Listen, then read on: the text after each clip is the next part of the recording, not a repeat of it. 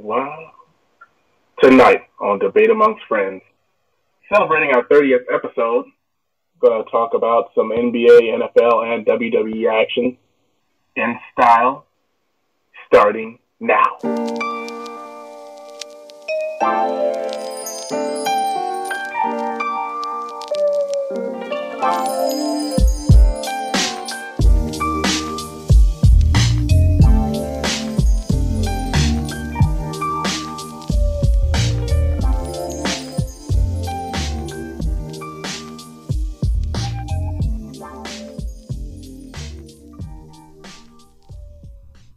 Ladies and gentlemen of the internet, welcome to another edition of Debates Among Friends, live on Mixlr. We apologize, we had a lot of technical difficulties on Facebook, but as they say, the show must go on. I am the Professor John Gotti, and always by my side, Mr. Wednesday Night himself, the Doctor. How are you doing tonight? Doing good as can be. You know, those technical difficulties trying to tear down our old Space Mountain. But class is always in session with the professor. I'm ready to write some prescriptions. Let's do it, Bobby. Let's get ourselves straight into it. We have NFL. a lot of good games this past weekend in the NFL, actually. I'm not even going to lie. Yeah, it was pretty good. You already know where I want to start with. Let's just jump right into it. Let's peel off this Band-Aid that you called the Tampa Bay Buccaneers. Oh, yes. Yes. Yes.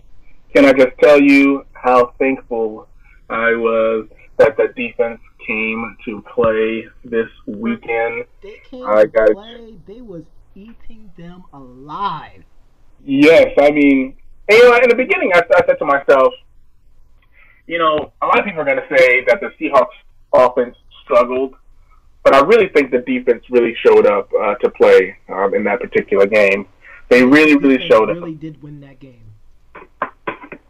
Defense definitely won the game. Shout out to Mike Evans, who I got to Mike Evans. Yeah, I got a chance to watch his E60 special.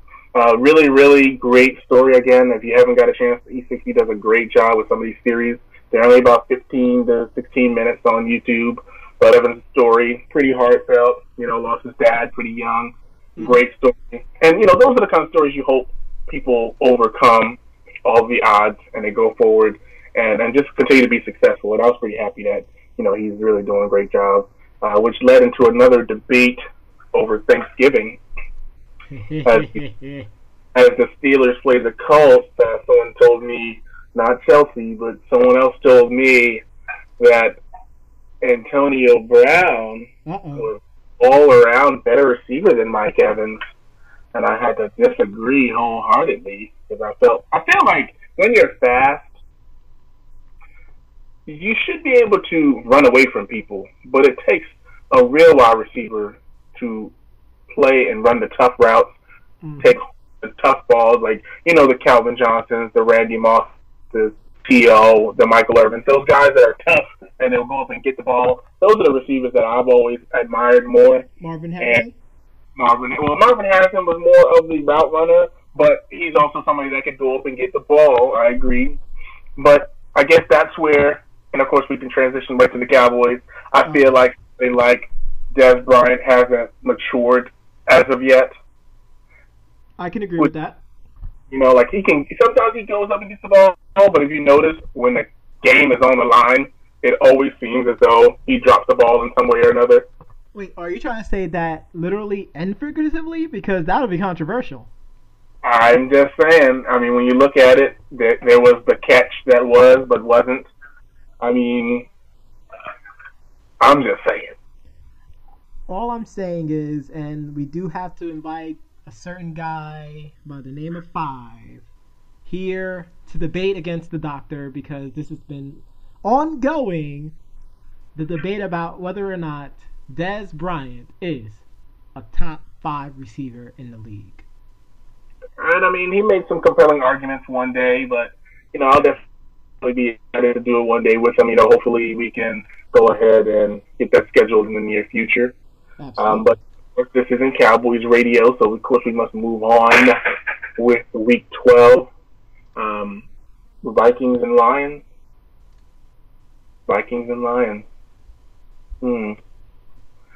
Sam Bradford with a late interception. Yeah, that was kind of out of character. Oh God. That was very Sam Bradford-esque. How terrible. I mean, you know, at one point, and I hated myself for this when I thought about it, I thought, hey, maybe Sam Bradford could compete for Teddy Bridgewater's job. But then I said, who am I kidding? That's crazy. That's crazy talk. Oh my gosh. That's like saying Jeff Fisher could outcoach Bill Belichick. Well, see, now you're going too far there. Let's just stop. Let's just stop. So, speaking of one of my favorite coaches, Jeff Fisher, the Rams played the Saints this week, and we had their rookie, got a chance to start. Started out pretty good, had his first NFL touchdown. It's unfortunate that the Saints came marching in. I can't believe you went there. I can't believe you went there like that. They did, and Drew Brees dropped 5 touchdowns on them. So yeah. I mean, fantasy owners was in love with Drew Brees this weekend. Honestly, as a fantasy owner, I'm going to be honest with you, and this is something that I want the people out there to know. If you got a chance to watch that Chiefs versus Broncos game on Sunday night, Tyreek Hill is going to be a monster as he continues to grow. Mm-hmm. He's one of those not old school, but one of those old college athletes that can, like Jabril Peppers of Michigan, can play corner, can play safety, can play wide receiver, put him at running back. Percy Harvin-esque before he came to the NFL. Percy Harvin could do it all, and I think Tyreek Hill single-handedly beat the Broncos on Sunday night. But I know there was one team that scared you a little bit. I think those were your words exactly, and that was the Oakland Raiders. Well, I don't think it was the fact that they scared me. It was, and I put it out there on Twitter and Facebook at Ken86, also follow the doctor at TL Double.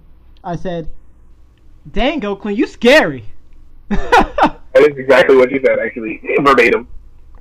And the reason I said that is, if you had a chance to watch the game, it was a close game, but then it wasn't a close game.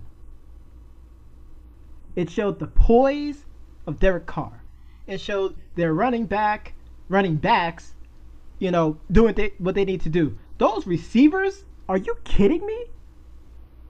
If you see some of those catches, those are all highlight reels by themselves. Or as Trent Dilfer like to call them, dimes. But what really caught my attention was the defense of the Oakland Raiders. Now, in the beginning of the season, we both said Patriots are definitely going to make it to the Super Bowl this year. Right. It's going to be the Brady Trail of Vengeance on the entire AFC. We both said this. But Oakland can pull up a compelling argument as Patriot lockers. Now, let me ask you this. Sure. Let's throw a little bit in here. What if it's the Patriots and the Raiders and the AFC Championship game? It's snowing pretty heavily. Oh my gosh. Tom Brady goes back to pass. Oh my gosh. And his arm is not going forward this time. Oh my gosh. He fumbles the ball. And the Raiders go to the Super Bowl rather than the New England Patriots. Could you see that happening? I mean, that's really the last time, honestly, the Raiders have really been relevant. That tuck rule. And you know what? We talked about in sports where the team made it towards the mountaintop. They just have to make that one final step, and something prevented them, whether it's some kind of technicality, whether it's from, phony referees or whatnot. But afterwards, they're never the same again. Agreed.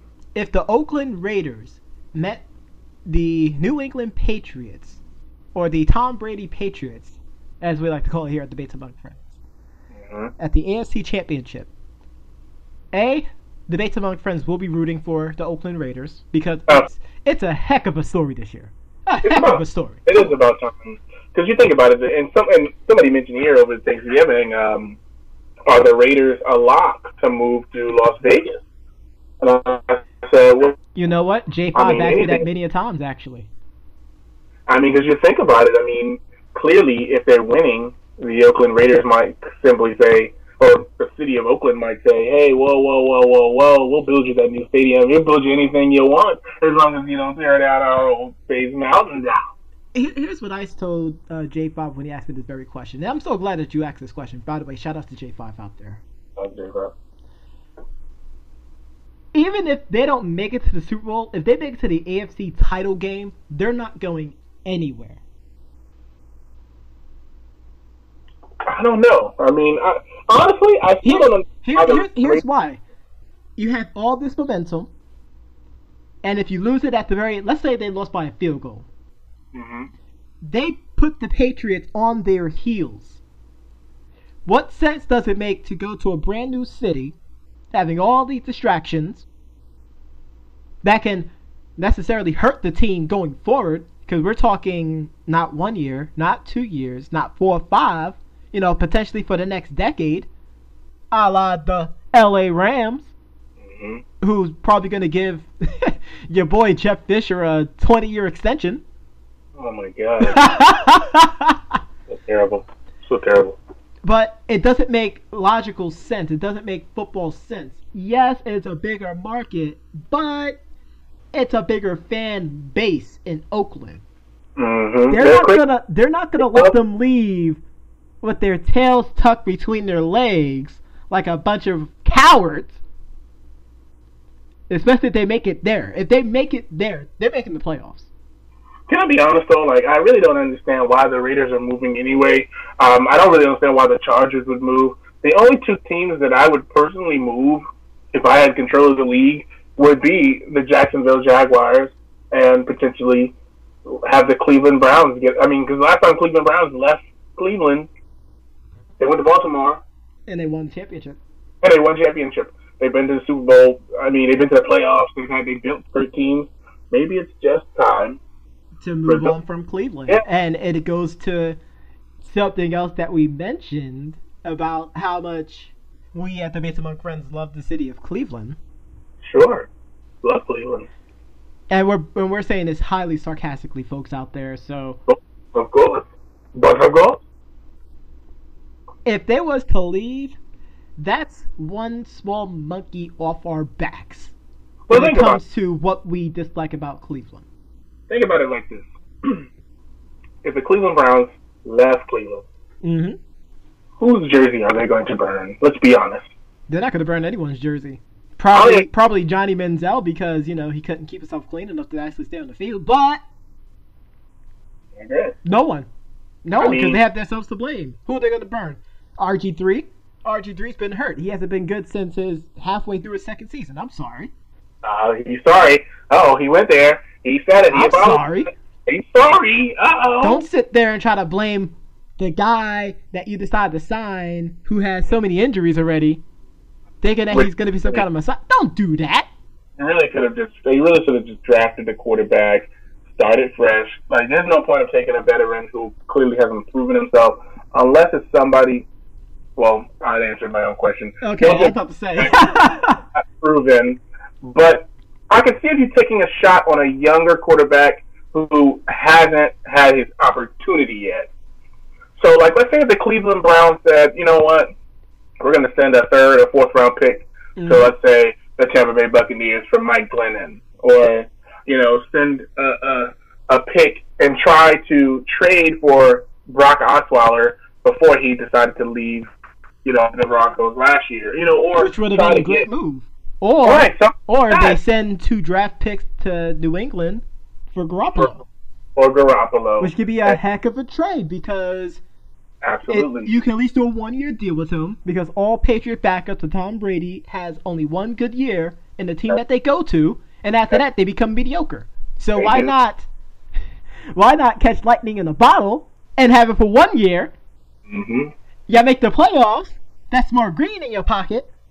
Yeah, good old and then Matt I can go back to mediocrity. Good old Matt Schaub. I mean, it's true though. I mean, but Garoppolo he showed that he can do it. But I mean, honestly, it's the Browns. I mean, they're just not good. Jaguars. The Browns are who we thought they were. The Bills beat the Jaguars this week. Last week I saw Jaguar players crying on the sideline. I see the tears coming down my eyes. I'm so tired of losing, Coach. When you get Al Pacino saying any given Sunday, when you get my age, you kind of get used to it, and that's ridiculous. When you're in Jacksonville, you get used to it. I mean, Blake Bortles is a heck of a QB. I just think that they just don't have enough talent. They haven't made the necessary acquisitions. Like I completely agree. I think it has to start from the front office. Think about what the Raiders did in the last 2 years. They went out and they drafted Amari Cooper. They did.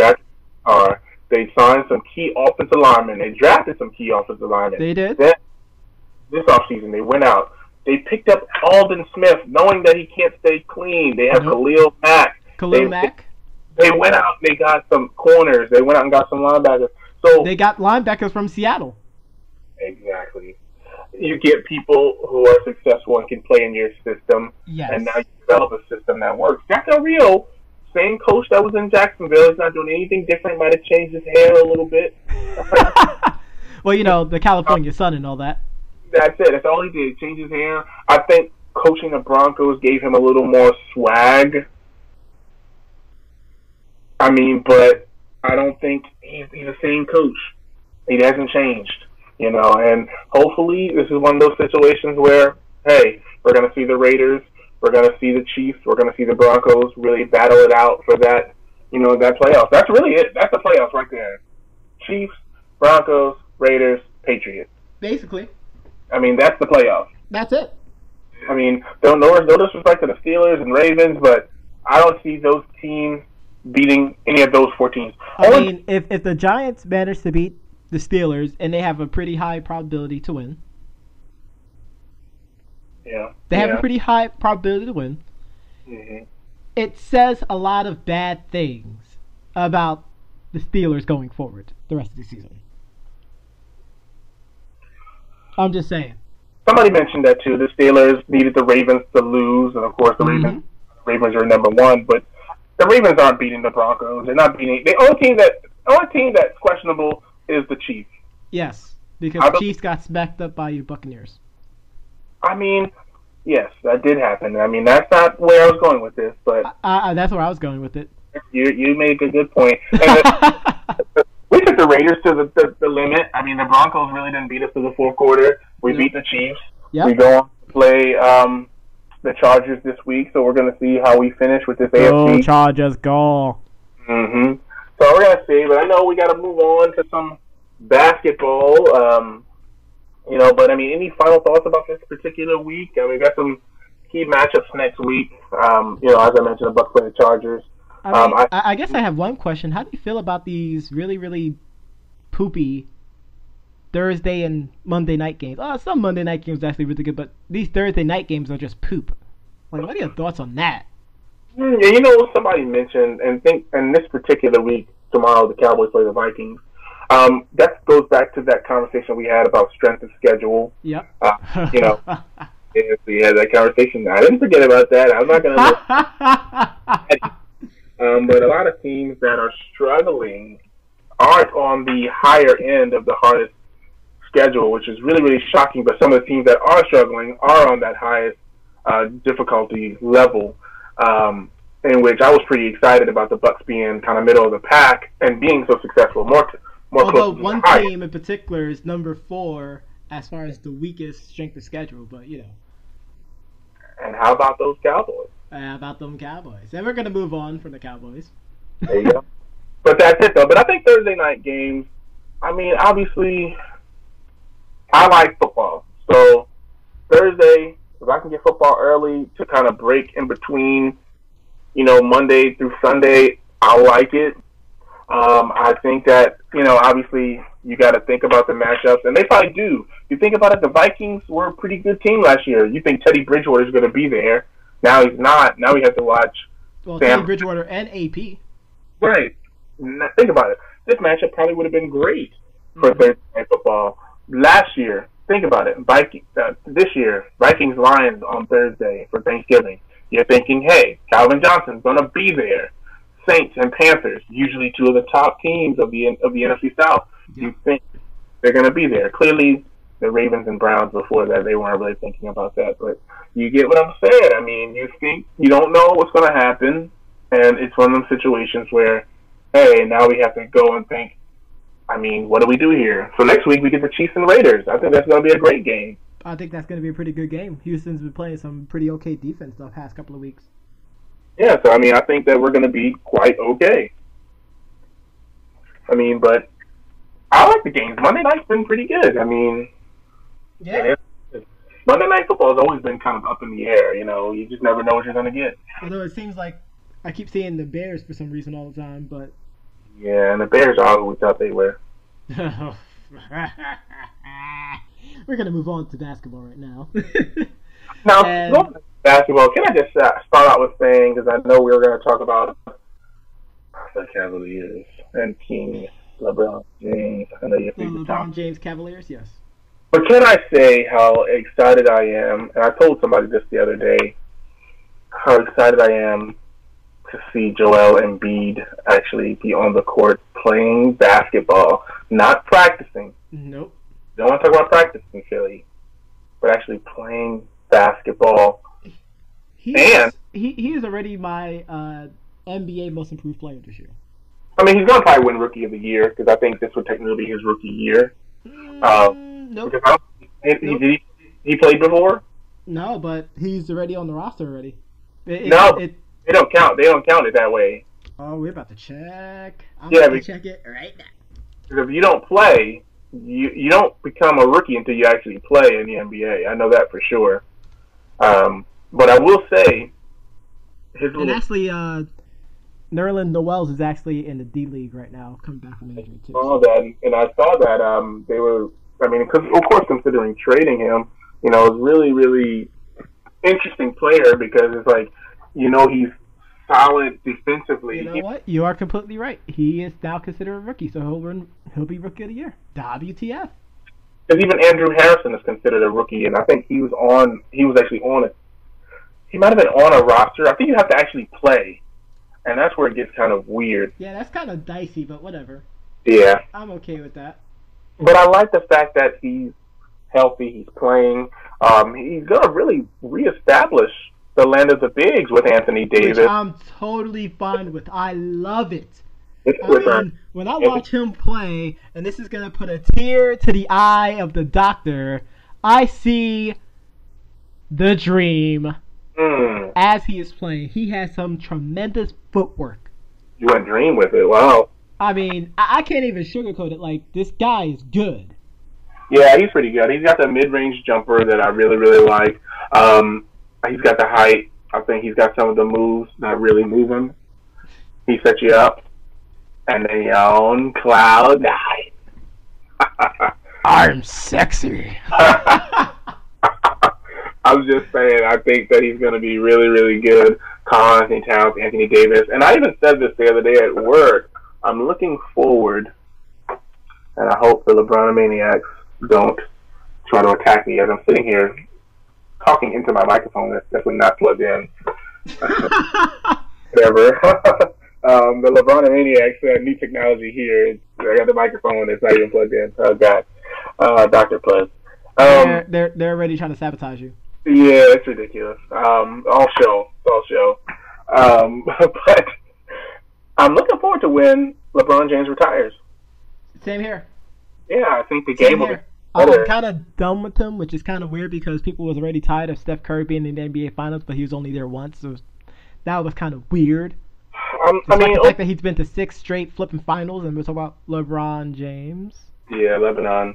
I mean, I'm really looking forward to him not being in the NFL, us moving on. Oh, my God. Oh, my gosh. The Basically My Friends is brought to you today by Evil Geniuses and Justin Wong. Oh, my gosh. Justin Wong! Oh, my God. Oh, my God. NBA. I'm tired of LeBron being in the NBA. Hopefully LeBron doesn't show up in the NFL. How crazy would that be? You know what? Don't put it past him. He might. He would try it. I mean, I would love for him to give it a shot. I He'll would have be there playing for your Dallas Cowboys. No, he probably would go and try to save the Browns. No, he's not. He don't even go to their games. Please, stop. No. In the words of Stephen A. Smith, that's just blasphemous. You gonna say that to me right now? Say that he's gonna help out the Cleveland Browns? Yeah.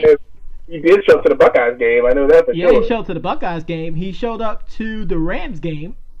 Oh, he's the worst. He ain't showed up to no Cleveland Brown games. I mean, he's probably the guy up there in the nosebleed with a paper bag over his head. Oh my God! That's not me calling shots. That's me telling the truth. Because here at the Bits Among Friends, we tell the truth. I agree. And I mean, again, I just think that the league is going to be better after he's gone, and we start to see some new people come in to play. Yeah, I think it's time. But also, speaking of Joel Embiid before, the little spat with Richard Jefferson. Oh, that was great. Great. I think he got an and one on him. Yeah. And I don't know. I think he might have called him a B. And Richard took offense to it. But I don't know if it was anything crazy. But no, it was probably just Richard Jefferson's I finally got my ring, so I can act like however I want. Yeah, and speaking of acting however you want, I mean, same thing with J.R. Smith. All of a sudden, he's like, my bad, I didn't even know we were playing. I mean, apparently, Tyronn Lue, and I'm so glad that you mentioned this, because I said this off the podcast today, and I'm going to say it right now. Tyronn Lue was upset with the fact that J.R. Smith did not play defense on that play. And what I said was, when has J.R. Smith ever played defense? Who? No, seriously played defense. We're not talking about helping team defense. We're talking about one-on-one defense for an entire game. Yeah, that's what I was about to say. It's not going to be not just moments at the time. I think he plays glimpses of defense. Glimpses isn't playing defense. I mean, glimpses of defense. Kind of like James Harden. Oh, I mean, James Harden was last year's Defensive Player of the Year. I mean he's the man. That's just Shaqtin' a fool. Now you're just Shaqtin'. You're the Shaqtin' MVP. I'm just saying. He is just like our boy at Evo. He's the real final boss. Download complete. No. The guy from Marvel vs. Capcom 3. After Chris G got the trophy, and my dude with no shirt on was up on the stage, just staring him down. I really didn't even understand why he even was trying to get up there, but I don't know. But it was the funniest thing in the world. I think he just wanted to be in top 10. That's all it was. But I mean, speaking of NBA, the season's shaping out to how we thought it was. Yeah. I'm happy with the way that my Knicks been playing. We're playing right now against the Timberwolves, and we got ourselves a slight lead. But one of the things I keep saying, I've been saying this ever since preseason, ever since before the season started: defense, defense, defense. We play defense, we can do anything. Yeah. And I mean, of course, I'm pretty happy with the way the Rockets are playing. I think, we're doing pretty good. Obviously, we have to get our road record up because we're doing pretty good at home, but on the road, we are 7-5, which is kind of weird that they have us playing so many road games early. But I'm pretty happy so far with everything. The season's going exactly kind of how we expected. With the not really any surprises. I mean, when you really look at it, I mean, Cleveland number 1, Toronto number 2, Chicago number 3, Boston number 4, Charlotte, Atlanta, Milwaukee. Eastern Conference, always the same. It's still pretty early. Yep. Always the same. The Western Conference, you got Golden State, San Antonio, Clippers, Memphis, Houston, Oklahoma City, Utah, and Portland. Watch out for the young Los Angeles Lakers. I believe they're going to sneak into the playoffs. Did I not say that at the beginning of the season too? I think Luke Walton's going to do a great job there. I think he's got them believing. Don't stop believing in love. And I think that they're going to try to make it up. I told you we were going from the hip. I mean, my goodness. I'm just saying. So I think Luke Walton's got them boys playing. Yeah. I mean, once again, I was really high on the Jazz coming into the season. I think the Lakers are going to be a little bit dangerous. We all know about Golden State. We're not too worried about that. I mean, San Antonio, Greg Popovich is still the best coach in the NBA right now. So they're going to be okay. Indeed. And, I mean, the thing about Golden State is that, they lost 2 games, and the world lost their minds. I thought they lost 5 games. I thought they lost like 5 games. Stupid. I'm sitting there, and I'm watching professional NBA analysts, and I'm calling them out. I'm not going to put it by name because I'm not that stupid. But the fact that they're acting like the world was ending because they lost 2 games. And right now, they've won 12 games straight. So, yeah. I mean, I don't know. WTF? I have no idea, man. I mean, I thought they lost like 5 games. Listening to the analysts, listening to everybody talking about it, I literally thought it was like, all right, maybe they lost a few games. I think at that time when I looked, it was just 1 game. I mean, the top 6 seeds in the Western Conference doesn't even have more than 10 losses in the season. Yeah, nobody has more than 10 losses yet. I mean, even the same as the Eastern Conference. Well, all 8 doesn't have 10 losses. The closest one is Indiana with 9. Yeah, everybody's good. I think it's still early. I think the Knicks are going to be playing better. I think all the teams. It's going to be really, really competitive, and I'm really looking forward to it. I think that we're in store for some great basketball. I can't wait. I can't wait to go to another game too. Absolutely. Hopefully, I'll come on down to Texas, and we'll get a chance to maybe catch a Harrison Barnes versus the Houston Rockets in Dallas right there. And maybe he'll decide to drop 65 just for you because you called him a max contract player. I mean, he has been playing pretty good the last couple of games. I think. Has they been winning? I mean, they're 3-13. That's all I got to say. I'm not gonna lie. Somebody told me, not Chelsea, but someone told me that it's time for them to let Dirk go, and I said, but he hasn't really been playing. No, so he's been. And he's not a cap guy, so he doesn't count a whole bunch to the cap because he's massive cuts. Like he could be. He still averages 19 a game. It's not Dirk. The team is just not that great when you look at it. I mean, I don't really know half of these guys. Obviously, they got Princess Peach himself, Andrew Bogut. They picked up Harrison Barnes. I mean, JJ Barrera's been there forever. I do like Seth Curry, but he's no Steph Curry. Oh, he went there. I like A.J. Hammond. He's been pretty good. But everybody else, Wesley Matthews is pretty good. Yep. I mean, obviously, Darren Williams is not the guy he once was. Nope. I mean, they're just not there. Now they're going to go and play the Spurs. Oh, my God. Exactly. Actually, they play the Spurs. They're actually playing the Spurs right now. And it's like, I don't even want to look at the score. 199 to like 4. Yeah.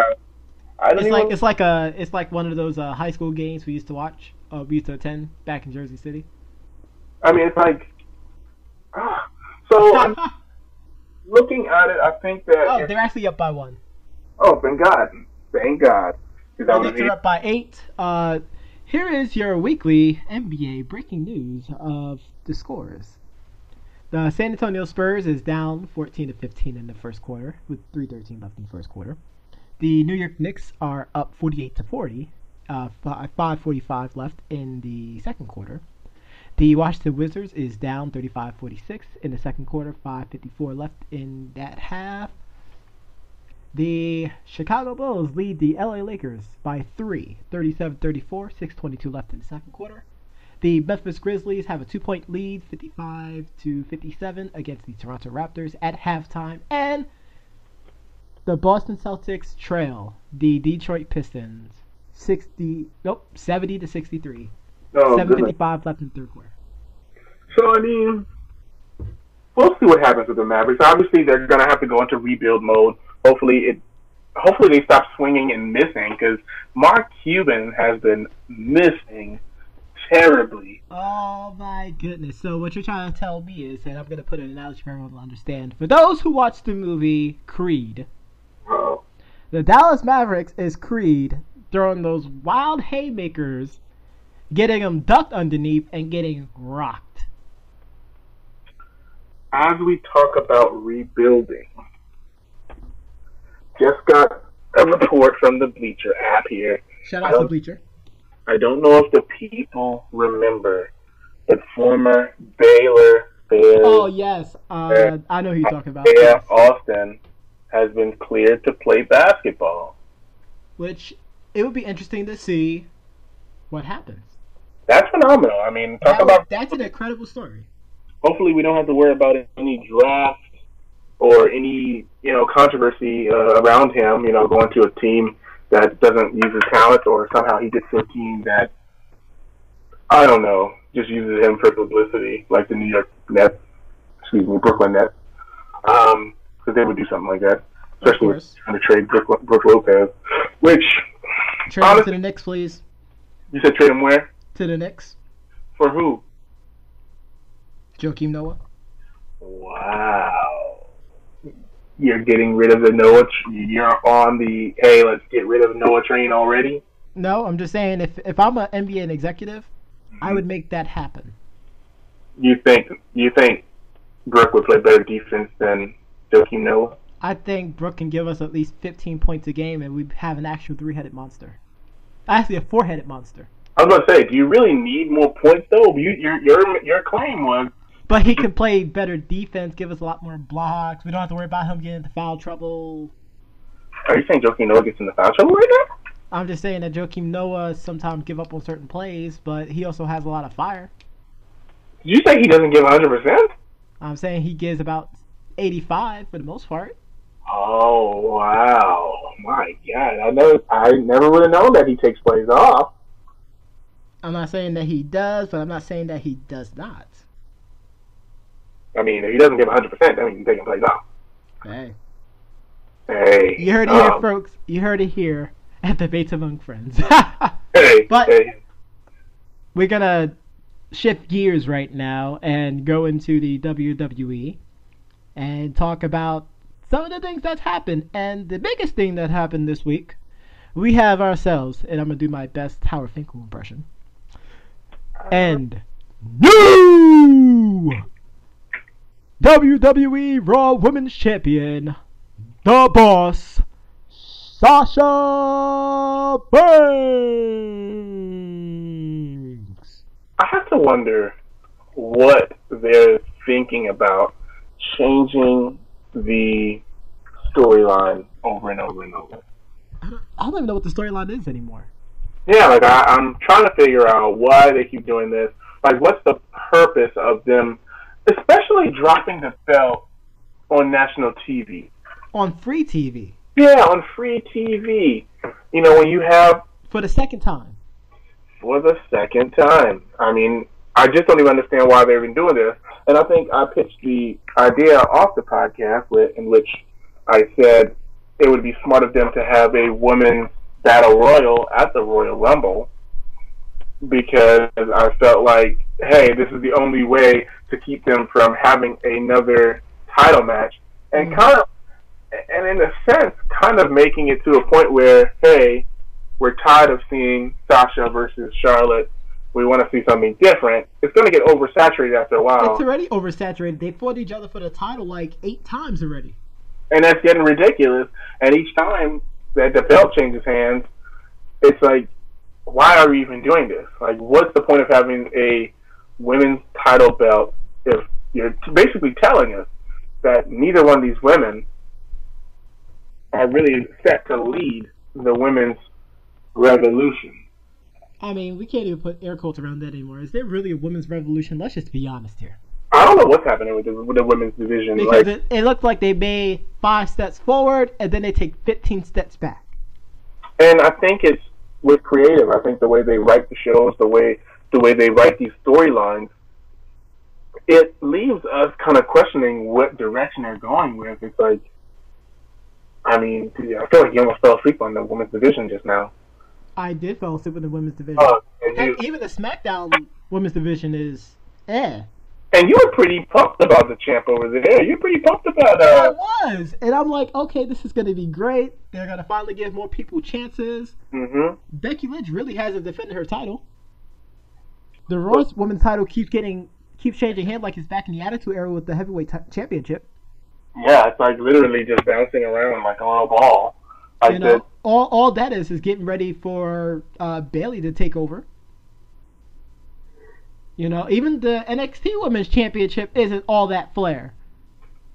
I can agree with that, but the titles in NXT though, which it's great, but it sucks at the same time. Is when they lose the title, the chances of them being called up to the next level is like it's the end is near. Well, here's the thing: no one got called up after just losing their title. Right. It's when they try to get their rematch and lose the rematch is when they get called up. See, and that's what we were talking about earlier with Samoa Joe and Shinsuke Nakamura going to Tokyo for the next takeover, and it's like, personally, I don't know what their plan is for either one of those guys. I don't even know who's next to even compete for the title. You did not just go there. I mean, who's next? Oh no, not Goldberg. No. I'm talking about who's next for the NXT title. I don't know. Bobby Roode. I think that's why they're delaying losing one of those guys. But Triple H is clamping on to these two guys because But the problem still lies is the fact that they could have had them years ago. Yes. But Vinnie Mac didn't want those kind of guys to wrestle. Well, to be the man. I don't know what the problem is, and you can't even say, hey, before I know the adage was, hey, you didn't want any WCW guys coming in and dominating, but this is completely different. They weren't even WCW guys at all. Now, I know you have a problem with them taking these indie guys and basically recreating matches that happened 5 or 10 years ago. Mm-hmm. It's basically cardboard cutting.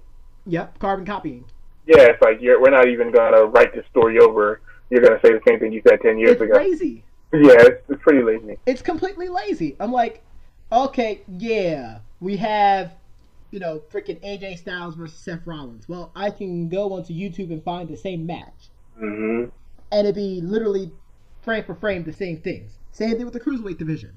You can see many of them wrestle each other before, and it's the same match. Yeah. But I don't like the Cruiserweight division. Yeah, they've been completely lacking. Even though we do have a new Cruiserweight champion.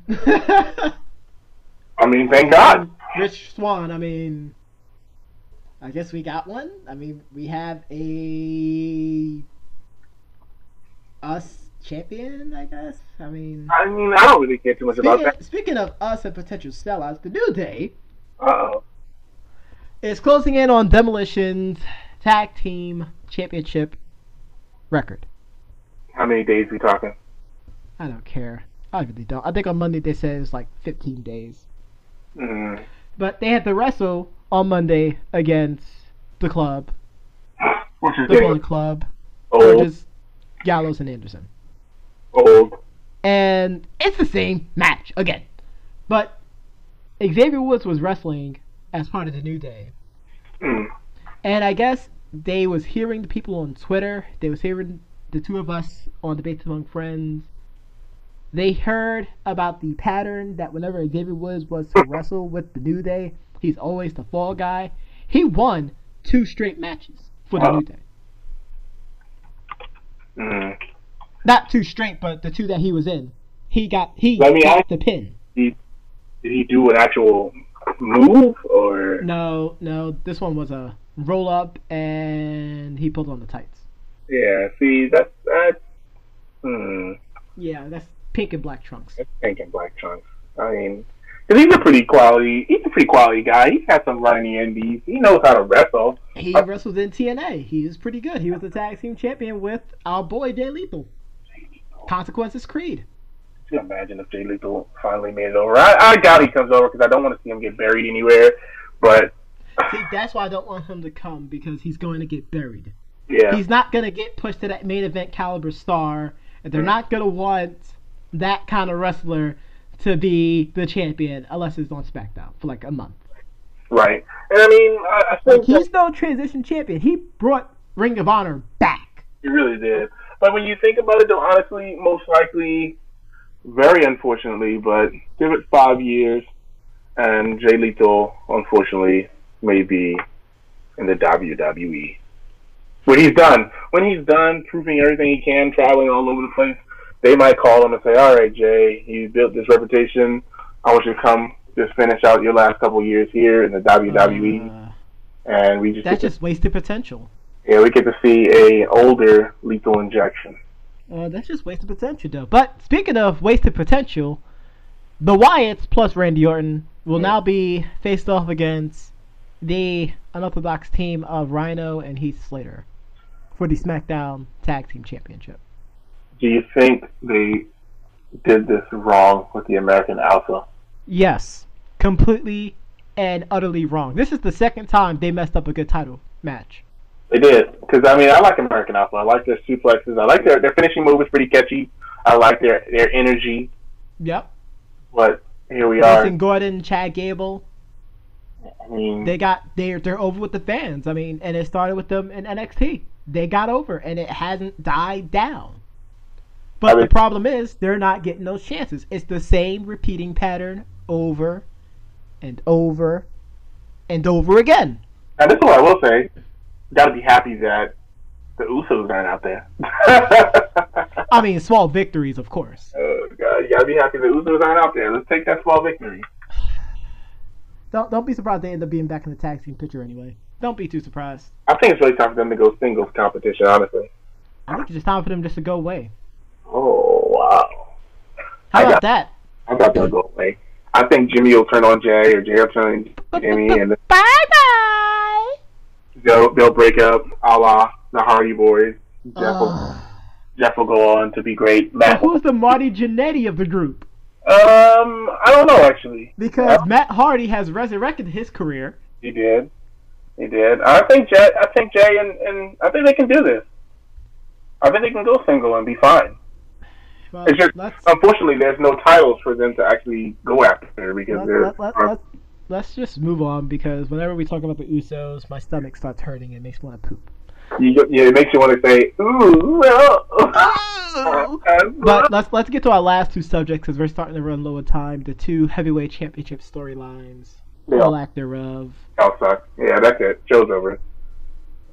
Thank you very much for tuning in with us tonight. Chris, we're going to end the show early. Yeah, Chris.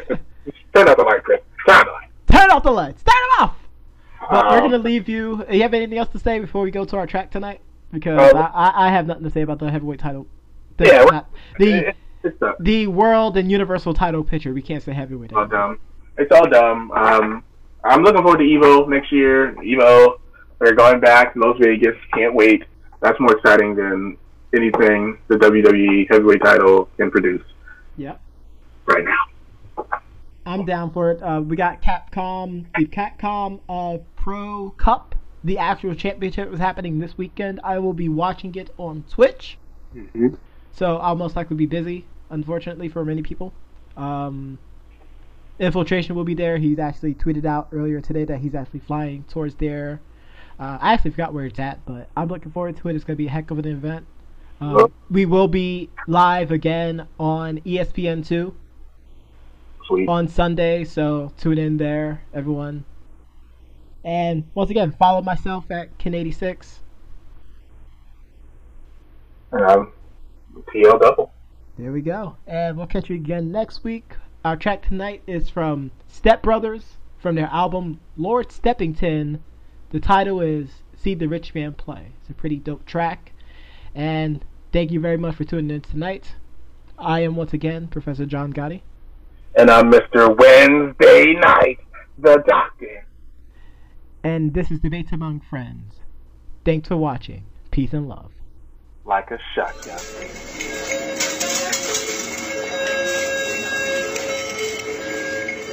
I walked in the casino to see the rich man play.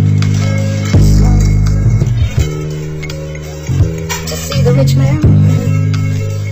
Scheming on the watch, dreaming on the yacht. Background sounds of money jiggling from out the slot. Thinking on the plot, drown my face until the bar closed. 2 months later, the rent plus the car note. Beyond purchase, man without a purpose. Wood circles wrapped in velvet while I watch the chips slide across the surface. Cards on the table, watch the facial expressions turning nervous.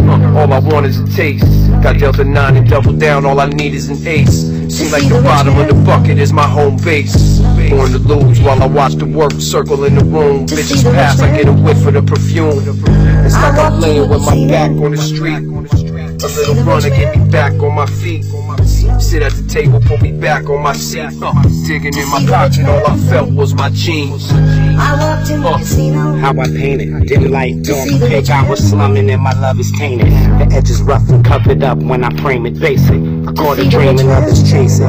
It's a pine box and 9 lives crossed up like weed strings. Course like crosshairs, course this keys pays. Special ops on the sting, these are beat caves. Attached to honey, keep my money in the briefcase. I walked in the casino with not a comp, nothing, reason nothing when I'm easing to get lost.